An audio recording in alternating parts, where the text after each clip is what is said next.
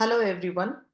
Today we will be discussing on the topic execution, suspension, remission and commutation of sentences under chapter 32 from sections 413 to 435 of the CRPC. If you look at the flow chart on the slide, you will see that chapter 32 is broadly divided into three parts.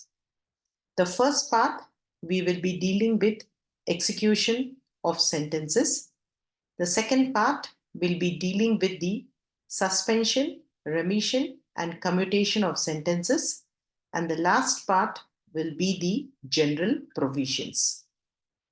Now, in the first part, if you see, in the execution of sentences, we will be dealing with the execution of death sentence under section 413 to 416 of the CRPC. Then we'll be dealing with the execution of sentences of imprisonment for life, that is from section 417 to 420, and we'll be dealing with sentences on levy of fine, which is discussed under section 421 to 424 of the CRPC. The second part will be the suspension, remission, and commutation of sentences, which we will be discussing under section 432 to 435 of the CRPC. And then we have the general provisions under section 425 to 431 of the CRPC.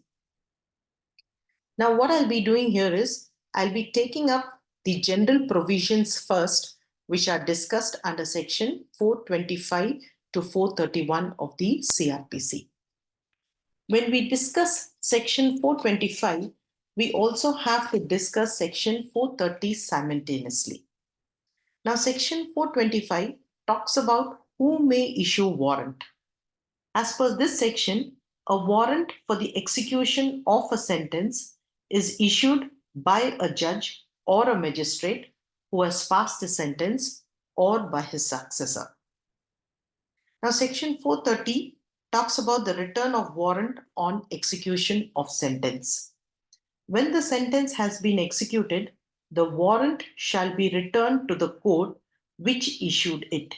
Now, who will be returning the warrant? The warrant will be returned by the officer who executed that sentence of warrant, and he will return that warrant to the court which has issued it.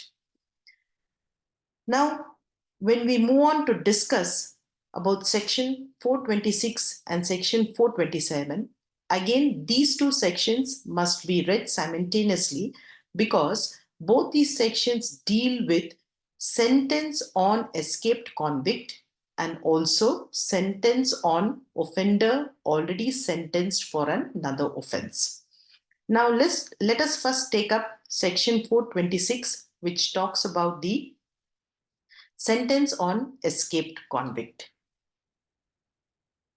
Now, if a sentence of death or life imprisonment or fine is passed on an escaped convict, then such a sentence shall take effect immediately.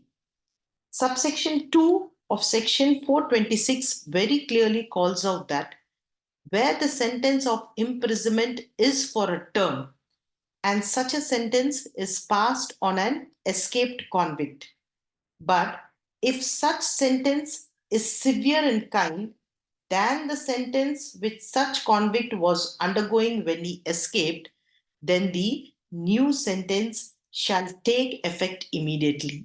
It will be executed immediately.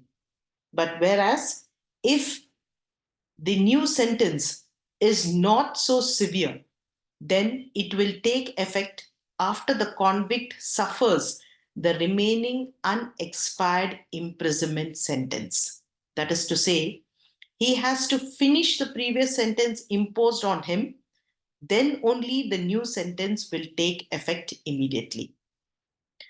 Now, let me give you an example here for your easy understanding.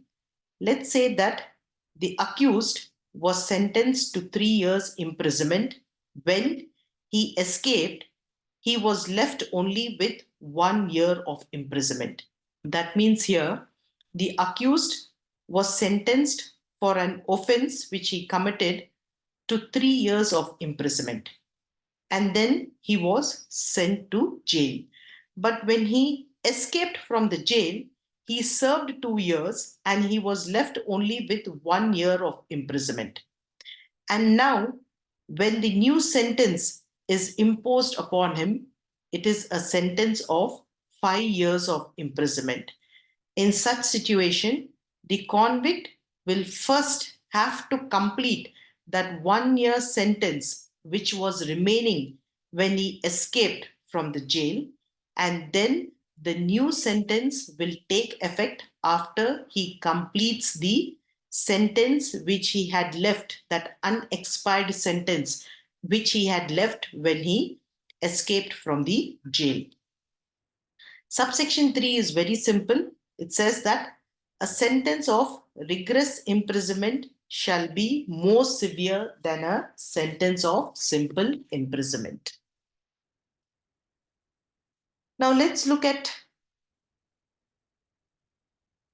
what section 427 talks about. It talks about the sentence on an offender already sentenced for another offense. There are two subsections under this section 427.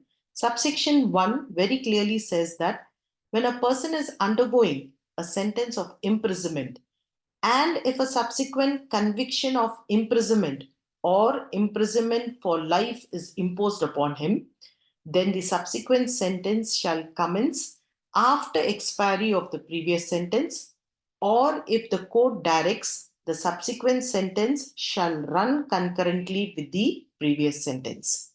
Subsection 2 very clearly calls out that if the previous sentence is imprisonment for life and subsequent sentence is also imprisonment for life, then both the subsequent sentence and the previous sentence shall run concurrently.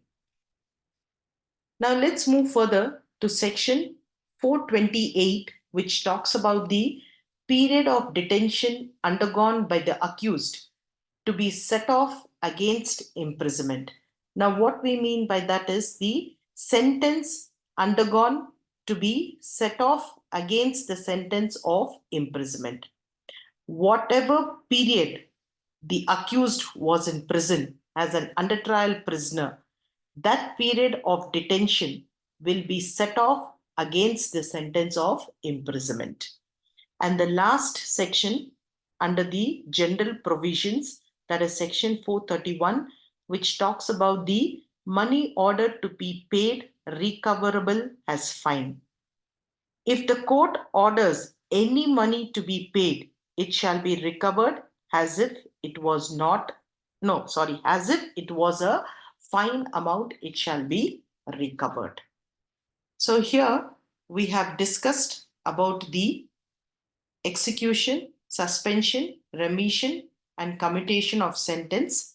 But under the execution of sentences, I have taken up only the general provisions so far.